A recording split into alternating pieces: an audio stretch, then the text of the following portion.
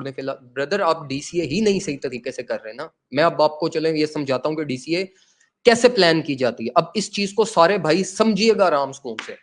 देखो for example मैंने यहाँ पे बाइंग की अपनी किसी भी प्रोजेक्ट को इस लेवल से मैंने बाय किया, प्राइस यहाँ पर आई, मैंने यहाँ पे अपनी स्पॉट एकोमोडेशन कर ली फॉर एग्जांपल, ये मेरी फेल होगी, प्राइस नीचे गिरना शुरू होगी। अब डीसीए करनी कहां से है, मैं 6 से करूं, 5 से करूं, 4 से करूं, 3 से करूं, कहां से करूं? ये मेरी या आपकी मर्जी नहीं है कि हमने कहां से डीसीए, ये टेक्निकल पर्सपेक्टिव से देखना है। आपने क्या चीज एनालाइज करनी है, आपने एनालाइज करना है इसका वर्स्ट केस। वर्स्ट केस क्या होगा? जहां पे इसका कोई मेजर लेवल ऑफ सपोर्ट हो, इन्वेस्टर्स एरिया ऑफ इंटरेस्ट हो। फॉर एग्जांपल मेरी फिबोनाची गोल्डन पॉकेट थी यहां पर, अब मैं यहां कहीं से डीसीए नहीं करूंगा, मैं इस लेवल के हिट होने का वेट करूंगा। या तो प्राइस खुद रिकवरी दे दे मुझे, या ये इस तरह करते करते करते मेरी फिबोनाची गोल्डन पॉकेट में आएगी तो मैं डीसीए करूंगा। अब कितने बैलेंस से डीसीए करनी है, ये सबसे इंपॉर्टेंट चीज है।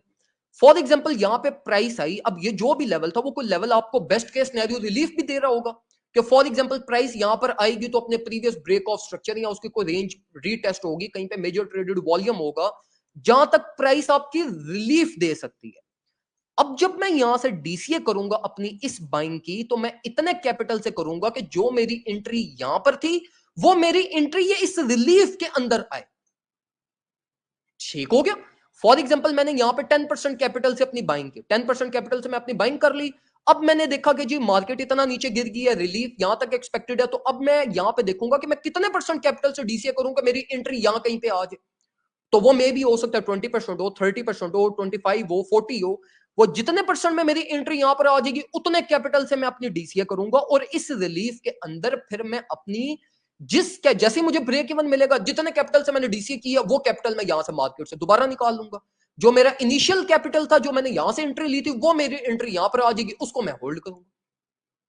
ठीक हो गया? गलती आप लोग ये करते हो कि जी पहली एंट्री पे ही आप अपना 40% 50% यूज कर लेते हो, डीसीए प्लान के लिए आपके पास बैलेंस ही नहीं होता, फिर at the end of that struck हो जाते हो।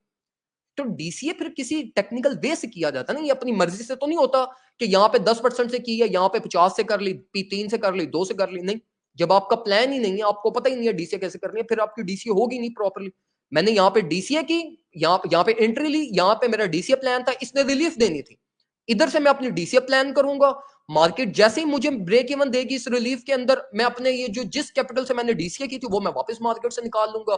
जो इनिशियल ट्रेड प्लान था वो कैपिटल मैं अपना होल्ड रखूंगा यहाँ पर। मार्केट और नीचे गिरती है, इस कैपिटल से जो मैंने मार्केट से बाहर निकाला है उसी से मैं दोबारा नीचे से डीसीए प्लान करूंगा।